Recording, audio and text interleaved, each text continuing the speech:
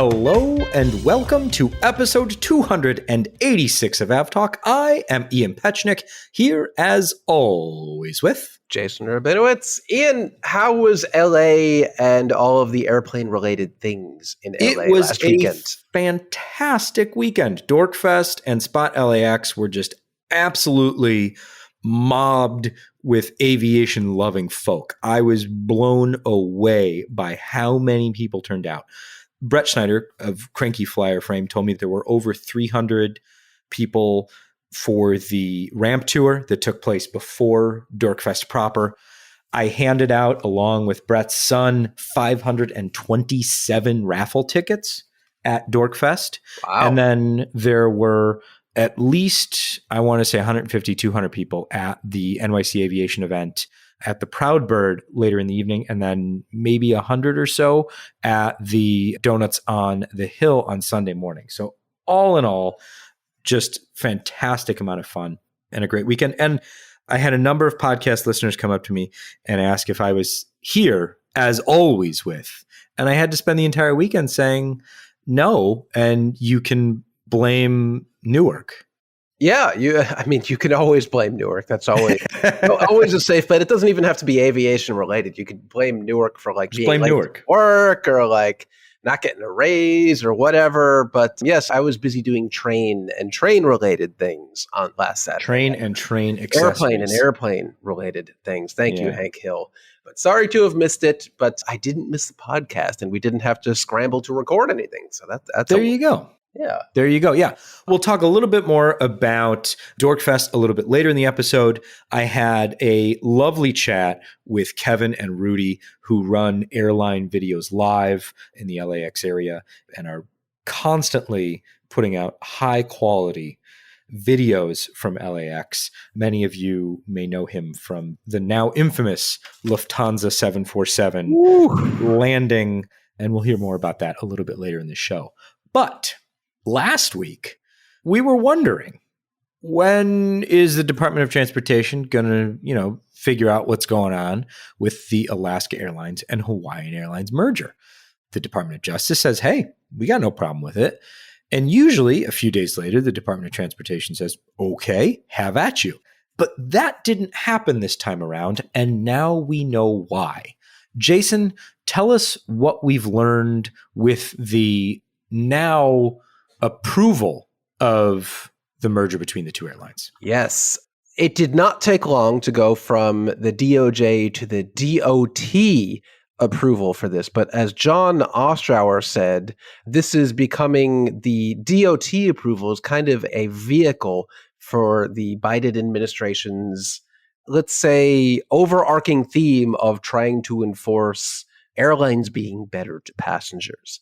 So in this case, the DOT didn't make them divest any slots or do anything drastic, but there were very passenger-centric protections that Alaska/Hawaii must adhere to for a while, which isn't out of the ordinary for things. We saw things like this mandated by the DOJ for things like the Sprint T-Mobile merger. But in this case, there are a few key points that the DOT mandated and Alaska agreed to, saying this doesn't really matter. It's not material. Well, of course, we'll do it.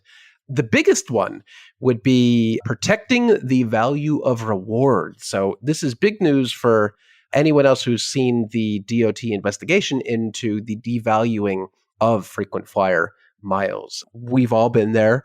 Let's say you have 100,000 miles and you say, great, I'm going to reward myself with a free-ish flight to Asia. And suddenly the airline of your choice turns around and says, actually, we're cutting the value of your points in half. With no notice, you're now going to need 200,000 points for that. Kind of not cool. But in this case, the DOT, as a part of one of the stipulations for the merger, says there are some protections that you must put in place for your combined rewards program. One of them is no expiration date for miles earned under the current programs, transfer of miles at a 1-to-1 ratio between Hawaiian and Alaska, and I think you can actually do that starting today, maintaining the value of miles. So the combined airline must not take any actions that would devalue Hawaiian miles, and they must maintain the value of each unredeemed Hawaiian miles earned prior to the merger closing. they must match, maintain, or increase status, interestingly. So if you have Hawaiian status or Alaska status, they will now effectively be matched either at the same level or at a level higher with the other airline. And I quote, no new junk fees. It says the combined airline must not impose change or cancellation fees on reward redemption tickets. That's a big one because booking a reward ticket is pretty nice. There's really no cancellation fee, no change fees associated with that, which is nice. Some other non-mileage items are maintaining critical inter-island and continental routes. So this is really looking to maintain Hawaiian Airlines' rural island community flights, they say. So Alaska can't go in and cut all of the intra-island flights that Hawaiian has operated for decades. Preserves support for essential air service in both Alaska and Hawaii. Ensuring competitive access to the Honolulu Hub Airport, which is interesting. I'm not sure exactly what they can do there, but they just cannot discriminate against new entrants in Hawaii. Guaranteeing fee family seating, which I think is a wider initiative of the DOT right now. Providing alternative compensation for delays and cancellations caused by the airline, which is interesting because apparently Hawaiian Airlines does not, and Alaska does currently provide a travel credit or frequent flyer miles when there is a controllable delay caused by the airline. We know Hawaiian is historically a very punctual, very reliable airline, but now that things are being commingled with Alaska, they want to ensure that there's some sort of compensation scheme put into place. And the lowest one on the list of bullet point items here is lowering cost for service members and their families. So the two airlines must lower cost for the nation's military and their families, a significant population in both Alaska and Hawaii, by waiving certain fees, which I think is interesting. But again, I think this is something Alaska already does, where if you're a service member traveling to Hawaii, you get like 14,000 free check bags or something like that. And I guess that'll move over to Hawaiian as well. So none of these really seem like showstoppers at all. And that would I mean, Alaska basically said, we're doing all this stuff anyway. May as well formalize it. Sure. It didn't seem like one of those things where there was much to even discuss between the DOT and the airlines. I think that the DOT was concerned that any changes to the combined program would be brought down to whatever the lowest common denominator was. But it didn't seem in any discussions along the way that Alaska was going to come in and stop doing intra-island flying, or they were somehow going to stop doing, the Alaska Milk Run. That just never seemed they like could never. It was going to be something. These, I guess, directives, protections for consumers will remain in effect for 6 years following the consummation of the merger, which was today, the 18th of September. So 6 years from today, Alaska could say, okay, no more intra-island flying, I guess, if they really wanted to, but not until then. Yeah, it is. I mean, 6 years feels like a long time from now, but it is something the industry will have to keep their collective eyes on, because companies have a history of trying to pull a fast one. And the day the government restrictions are lifted, they will do all sorts of things to undo what the government mandated they must do to merge. Or in some cases, I keep going back to the T-Mobile Sprint merger, but in some cases, they'll try to do it ahead of time anyway and see if anyone notices. And someone always does. We'll see. 6 years is a long time from now, though. But there's also I wouldn't call it a shakeup, but a changing of the guard of the C-suite at Hawaiian Airlines, as Alaska Airlines' regional president for Hawaii and Pacific region now becomes the CEO of Hawaiian Airlines. This is something that was always planned in advance, that there'd be a transition of CEO power, I guess, which is interesting because in this case, we have Hawaiian Airlines is still going to remain an independent brand of Alaska Air Group. So the two, I guess, at least for the time being, are going to have separate and distinct corporate management and oversight, at least for now, which is very different than we all know how the Alaska Virgin America integration did or did not go. Things seem to be very different this time. Hawaiian isn't going away. They're not going to dismantle the fleet overnight. They're still taking delivery of the 787s, the A321neos. This time, we think are going to remain in the fleet because Alaska doesn't have aircraft comparable to it that can do something like Honolulu to Phoenix, realistically. So there are a lot of similarities, but also some very stark contrasts this time. Yeah, they actually wanted this particular airline rather than a case of dog catching car when it came to Virgin America. Wouldn't know what to do with it. Which I think, anybody who was around for Virgin America as a passenger and well, as an employee, I suppose, is a little salty about that. Yeah, but here's the combined fleet. 350 aircraft, which includes two 787s, 24 Airbus A330s, which is interesting because, as John Ostrower points out once again, Alaska Airlines is now the second largest Airbus wide-body operator in the U.S. Isn't that fun?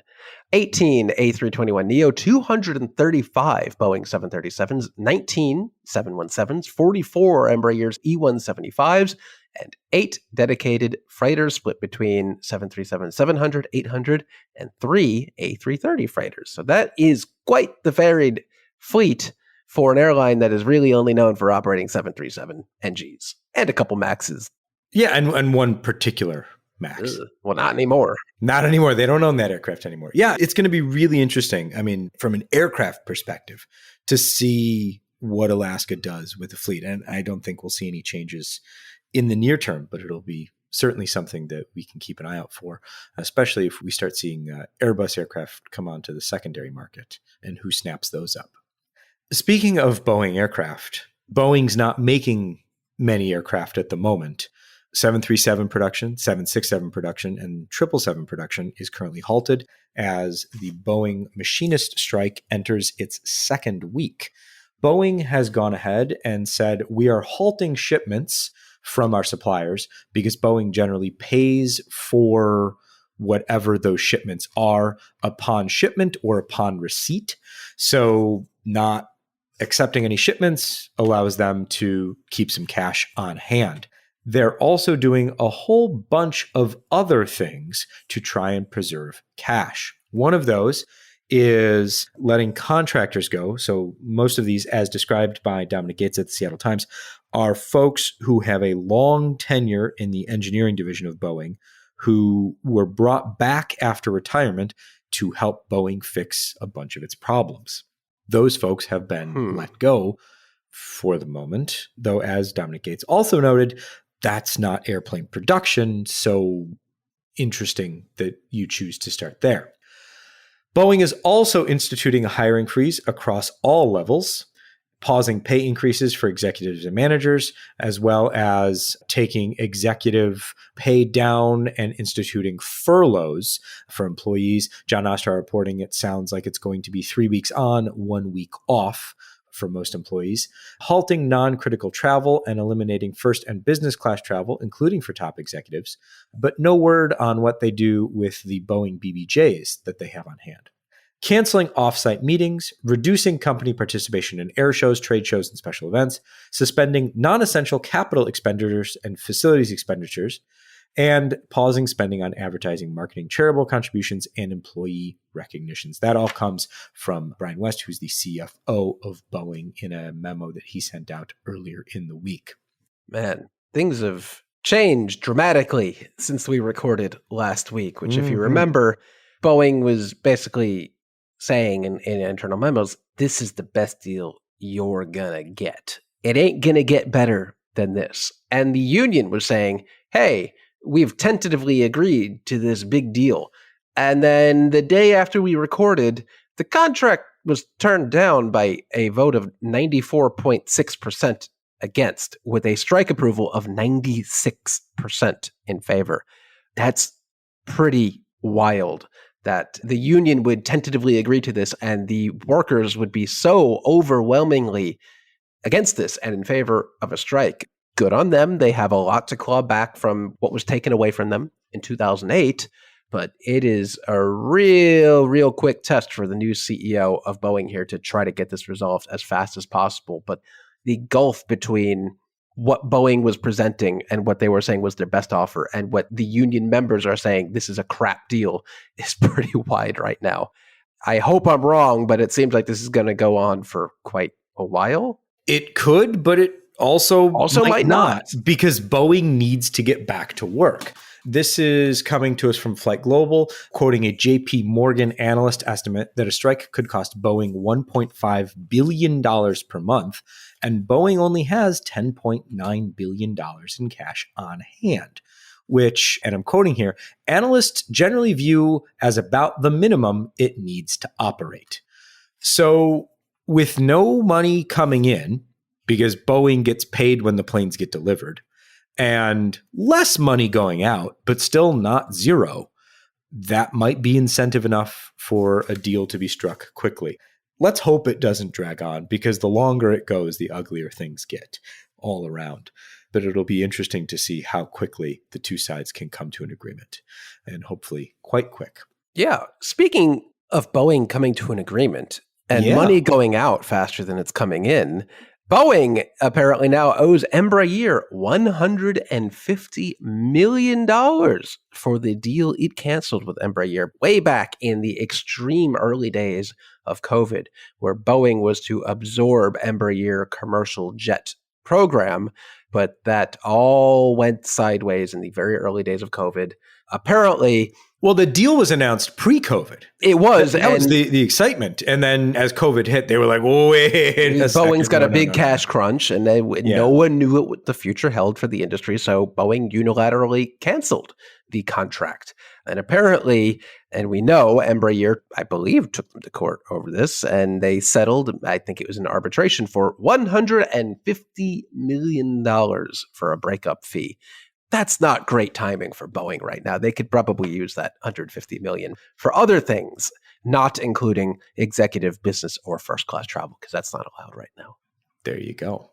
Let's head a bit north of the border, Jason, and talk about Air Canada, which averted, at least for the moment, a pilot strike. Last week, we discussed that Air Canada pilots were up for an agreement, and if one wasn't reached by the 15th of September, then pilots could strike as early as today, the 18th of September. And good news is the pilots union and Air Canada have reached a tentative agreement. It still needs to be voted on by the rank and file, which is where we get to all of the emails that we've gotten this week, comparing the situation roughly to the Boeing situation, where it sounds like those who are going to have to make the final vote on the contract are very, very displeased with the contract. So it is still entirely possible that we find ourselves discussing an Air Canada pilot strike in the near future. But for the moment, things seem to be in a holding pattern. Yeah, they got about as close to actually going on strike as you really can get. All the travel waivers by itself and partner airlines were published. There were even signs ready to go in airports talking about what to do if your flight was impacted by the strike, by the union strike. But thankfully that was averted, at least for now. We'll see. We will see. Last week, an Alaska Airlines 737 and a Southwest Airlines 737 came a bit closer than they're supposed to in Nashville. The Southwest 737 was crossing the active runway after Alaska Airlines had been cleared for takeoff. That Alaska flight rejected its takeoff at over 100 knots, and the brakes warmed significantly, shall we say, and the tires deflated. And a lot was made about this, and I thought we would talk about it, not because anything actually happened, thankfully, but because of what did happen and kind of the response here. First, the aircraft were thankfully not very close. I think the closest they came to each other was about 0.4 of a mile, which is close, but safety was maintained. But then much was made about the quote-unquote blowing of the tires, which is not what happened. The tires deflated because that's what they're designed to do. I think we've talked about this before on the podcast, and if we haven't, or if we have, it's a good refresher, and if we haven't, well, then we get to talk about something that's interesting. Aircraft tires have plugs in them called fuse plugs that after the tires reach a certain temperature, the plugs are designed to disintegrate, basically, and the tires deflate, because if that didn't happen, the tires would explode. Tires still explode sometimes for all sorts of reasons, but the fuse plugs are designed to make the deflation of the tire as uneventful as possible. And in the case, it appears that that is exactly what happened. So thankfully, all's well that ends well. Alaska immediately emailed their customers to apologize, not on Southwest's behalf, though Southwest could have sent an email to the Alaska customers. Why not? But Alaska sent an email to its customers apologizing and offering them, I believe it was $1,000 a piece just for their troubles, in addition to refunding the cost of their ticket. Yeah. Sorry everything worked as it should and that the tires were really safe and did what they were supposed to. Here's $1,000. That's a good deal. Yeah. I mean, obviously at the time, that's not how you're considering it, but I'm glad it all worked out. So, Jason, you didn't come this weekend because you were looking at trains. That's true. Dorkfest was a fantastic experience. The Spot LAX events on the rooftop of the H Hotel and at the Proud Bird were all wonderful. The best part about going to Dorkfest and Spot LAX is seeing old friends and making new ones who love aviation. And I was really fortunate to chat on the sidelines with Kevin and Rudy, who are just, the setup they have is incredible. And there's a link in the show notes to kind of a behind the scenes of them doing the live stream. I've seen TV stations with less setup than these guys are running. To be fair, Kevin's background is television production. So he kind of, knew what he was doing when he was getting into this, but it's just absolutely impressive. And I was fortunate enough to talk with them about, kind of where they've come from and where they're taking the channel and learn a little bit more about their story. So we'll be right back with my conversation with Kevin and Rudy, and be prepared for airplane interruptions. We'll be right back.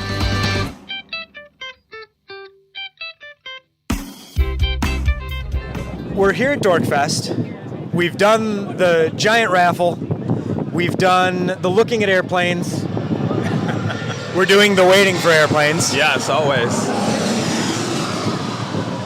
And I'm joined by Kevin and Rudy from Airline Videos Live. Hello. You guys are the preeminent Los Angeles streamers coming from rooftops, parking lots, parks, who knows where else, we got you bringing live coverage to everything happening at LAX. Yeah. Thanks so much for joining. No, thanks for having us. It's always great to see you guys. We were on the H Hotel last night on the roof up there, looking down, and now we're at the park across from the In-N-Out. Yes, and one of the best spots. Just a fantastic day. And tell me about the history of your channel, because you guys have skyrocketed in notoriety and viewership, and the amount of work that you've put in is just incredible. Well, thank you. Yeah, I mean, the history is basically I was a TV news photographer, and I'll be honest with you, hated my job, and I was looking for a way to move on, to do something a little more creative, and my love for aviation was always there. So I would spend any of my days off from working in TV news. I'd come out to LAX and just shoot 4K videos. And I was out here, 12 hours a day, grabbing as much video as I could, grabbing everything, thinking, I was going to make a successful YouTube channel just by putting those videos on. And it was a struggle. I mean, every day I'd post every single day. And it got a little traction. And then one day, I kind of tried the whole live stream thing. And when I first did it, it's not what it is now. It was basically like a live camera. I barely went on. You couldn't hear me even when I was on. There was like a little chat window off to the right side. The problem was that the internet around here was so horrible, you lose your internet after 10 minutes of going live. And I said, forget this. This isn't for me. I'm moving on. And so I left that for a good 6-8 months. And then all of a sudden I got this email from some company called Streamlab Yards or whatever it was. And they said, we have this new software that makes it look like you're a TV news station. I said, well, I've got that experience. So I started, kind of diving into that. And I came out to this spot where we are, outside the In-N-Out Burger. I started doing live streams again with this new software. And this is during just coming out of the pandemic. So in terms of traffic here at LAX, it was still very slow. And I'll be honest with you, you go back and watch those streams, they're a mess. They're a mess. You still can't hear me very well. Early days. Early days. But people were tuning in and liking it, and then they'd be very upset on the days where I'd come out here and have to go to work, later in the afternoon. They're like, how dare you not give the people what you want? Exactly. So we always had our weekend shows, but the weekday show was always I had to go to work at some point. So people were really upset by that, and of course there was a lot of people supporting the channel by that point, and they're like, well, what if we continue to support you in a way that you can leave your job? And it just so happened within, less than a year. And it got to the point where I felt comfortable enough to say, see you at TV News, I'm doing this full time. And I'll be honest with you, I never looked back after that. And of course, during that time, Rudy came on as a second camera. He was actually based here outside the In-N-Out Burger. So yeah, those are the early days. And, what's become of this channel now. Qatar A350. Yes. What's become of this How channel rude. now? Yeah. Landing at an airport. We come out here sometime. We have a podcast. We haven't done it in forever. We used to come out here and record so we could hear the planes flying directly over our head. It creates like a good natural ambiance. sound. Yeah, exactly. So that's basically it. And, what's progressed out of these last 3.5 years is just, it's always changing. It's always exciting, something I never would have ever expected. So what's next? Or is this just kind of what happens? Well, if you've been watching the news, I've kind of hurt my shoulder, which has kind of held me back a little bit. And so things are going to push back a little bit. I had plans to travel a little bit more this fall into winter, and that's obviously not going to happen. But we're still going to try to push the shows out of LAX. But I'll be good to go by spring, and by that point, Rudy is a school teacher, so he's basically full-time right now anyway. And Rudy's kind of like my travel buddy right now. So by the time I get completely healed, he'll come back for the summer break, and we'll venture and travel again. And what's new with the channel? We're based here at LAX, and the great thing about LAX is you never know what you're going to see in any given day. It could be, C-17 pops in, Air Force One, Air Force Two. You never know what you're going to see, and that's the great thing about LAX. Yeah, that's being based in Chicago. I don't have that Really? luxury. No. No, I love Chicago. We're the largest regional airport in the world. Well, that's true. CRJ 200, CRJ 700, CRJ 200. Yeah, but you still have there's a variety. 747 every once in a while. Yeah, well, no, you guys get a lot of Queens. That's true. Yeah, so it's not too bad. I mean, there's nothing like LAX. And the thing is, we did a lot of traveling this past summer. We went to Honolulu. We went to St. Martin. Everyone's always like, when are you going to go to St. Martin? We did the St. Martin thing. Oh, we got blasted by, I think it was a JetBlue A320 on the beach at Mahu Beach. You did that once. I don't know if I'd ever do it again. Once is enough. Once is enough to have the experience. It. And actually, that was, the second day we were there? But the third day, we were like, okay, we're just going to step off to the side and not even do it. But, I mean, Rudy can talk more. I mean, that was some place that Rudy really wanted to go to. And how was that experience, Rudy? Amazing. And I do have to say, when I first started off with airline videos, I never would have imagined that this is where it would have taken me. To be able to go to St. Martin, to travel the country to different airports, Chicago, Boston, Alaska even. I mean, I never pictured that would have been part of the gig. So it's been pretty awesome to be able to tag along and be a part of the channel. Has the level of interest and enthusiasm surprised you? Oh, absolutely. And I'm sure Kevin could speak more on that. Yeah, I mean, I don't know how many. We have these trading cards, because trading cards are the big thing. I got some yesterday. Right, you got some? Yeah. I think we, the correct term, sold out. I mean, we ran out. Gave them all away, We yeah. ran out. So, yeah, demand for, anything that is related to AVL, the merch. Look at how many people are wearing the merch. Yeah, I think it's maybe 30% of people here are wearing your logo. To me, when I see which makes me a little jealous, but it blows I'll be my okay. mind. I'll be honest with you, to see that. Would I've ever thought about that 3.5 years ago? No way. I was just looking for a way to escape TV news. That's really all I was doing. And I never once thought that it would create the community that it has created.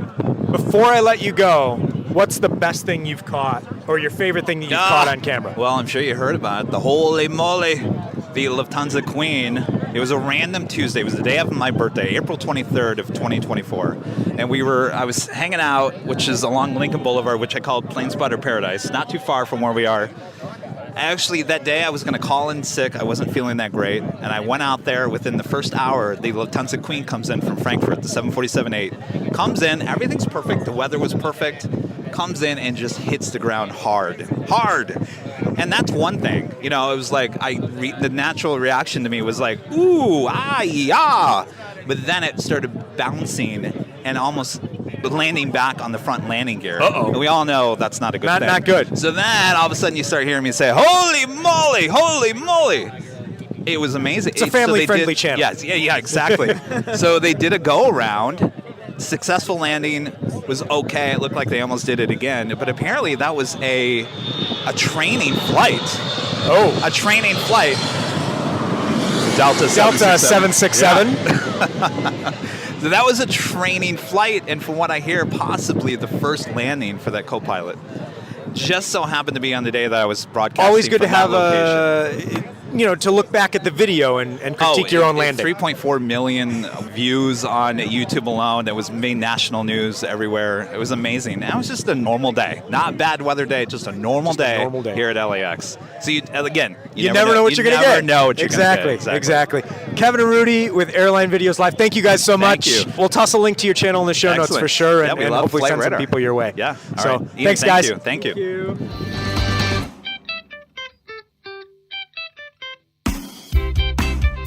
Welcome back. Jason, you and I were talking about the holy moly moment separately the other day.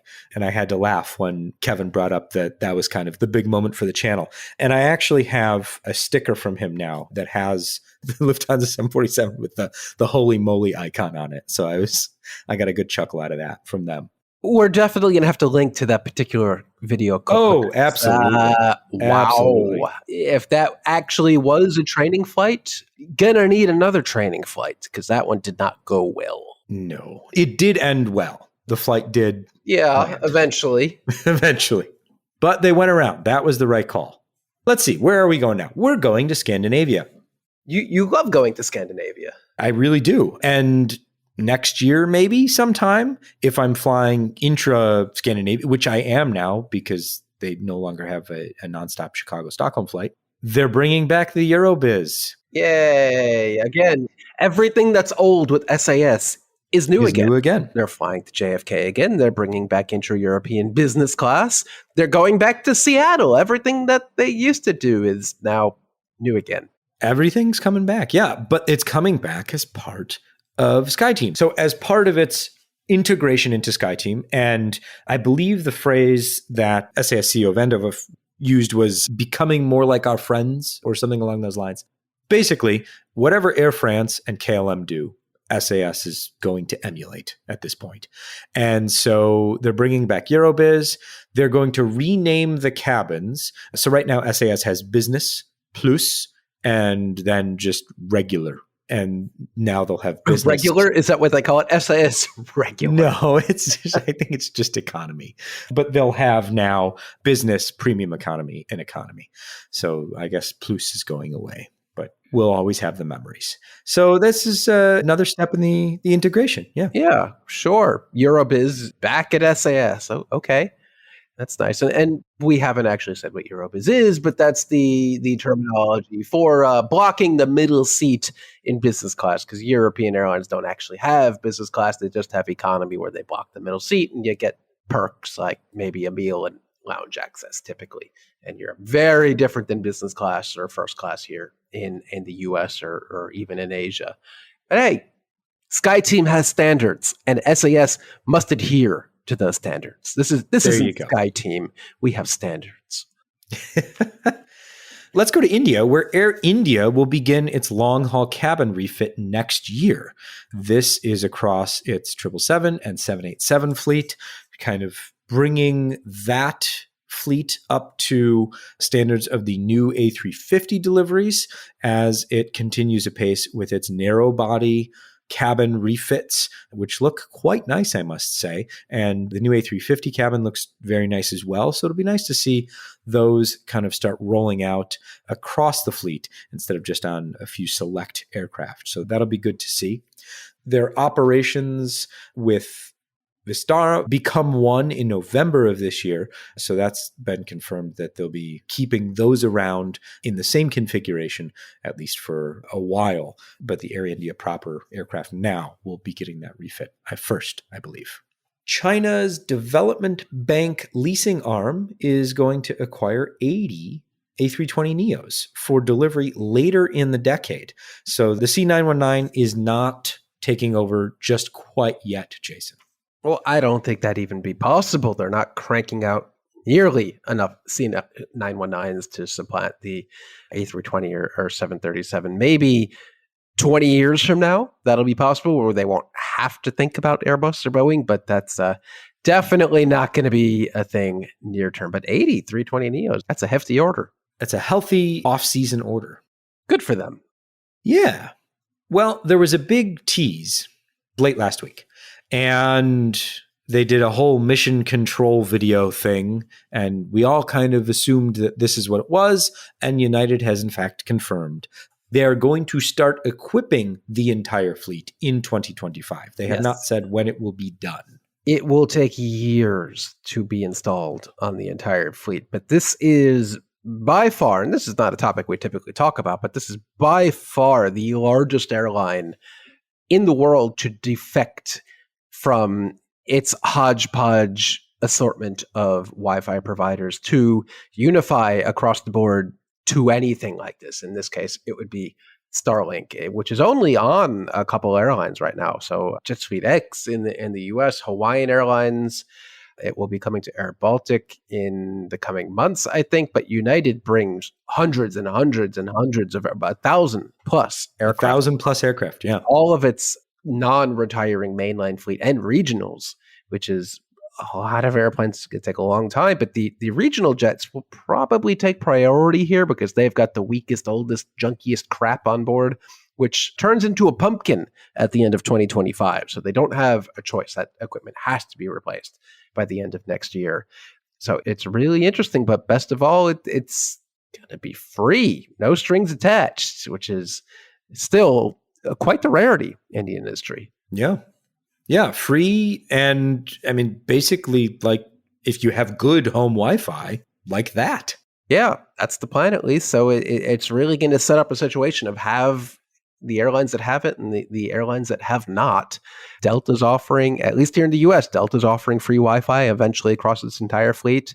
United is now going to be offering free Wi-Fi across its entire fleet. JetBlue's been doing it for like a decade. And then there's American. Nobody really knows what American is doing because it's still charging like $35 for Wi-Fi on many of its wide-body aircraft. So maybe they're next, but this is quite the shakeup, and the rumors are that Air France could be coming next. Yeah, we shall see. This is a rumor that has been put to bed. Starlux announced this week that it will join oneworld by the end of 2025, or it will apply to join oneworld by the end of 2025.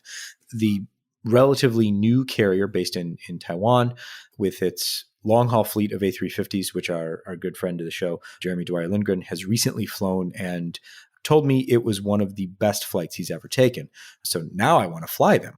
I mean, I've also flown them, but unfortunately only in the A330neo. Had to, scrape by on that. And I would agree with Jeremy. It was one of, again, in business class, got a really screaming deal through Alaska, through Mileage Plan.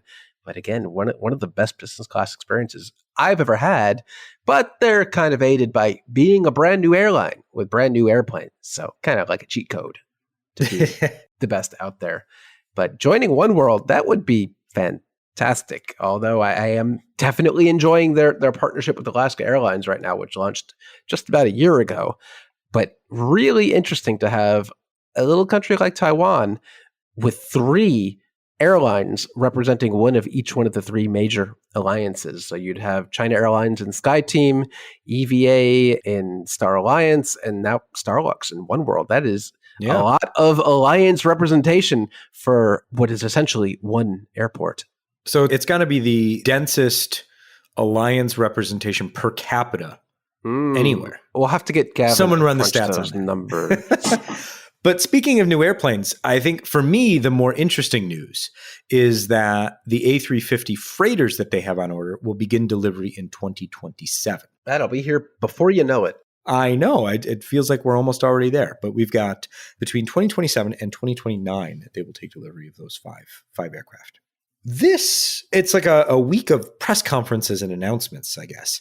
But Indigo CEO Peter Elbers said that the airline wants to have 40 international destinations by spring of 2025. So they need to add 11 within the next 6 or so months because they currently have 29 international destinations. They've also talked about where their wide-body fleet might go in the upcoming deliveries of those aircraft that they have on order, looking at places near before far as the wide-body deliveries go. But the interesting conversation happens with what happens when they take delivery of the A321XLR. And he says that puts destinations, including North America, within reach. Oh, boy. Which I thought was rather interesting. Seems like marketing bluster at the moment, but yeah, you never know. India to North America, nonstop on a narrow body? No thanks. I can't see that possibly working out for anyone involved. What's the outer limit, Jason? What's the outer limit? And then well, this one is interesting. It's not new by any stretch of the imagination. It's just expanded. airBaltic confirmed that Lufthansa Group is going to take up to 21 airBaltic A220s on wet lease for the summer 2025 season. That's a drippy wet lease. That's so, like you said, it's nothing new. Lufthansa and all manner of European airlines have been wet leasing airBaltic's A220s to aid in their summer needs for years now.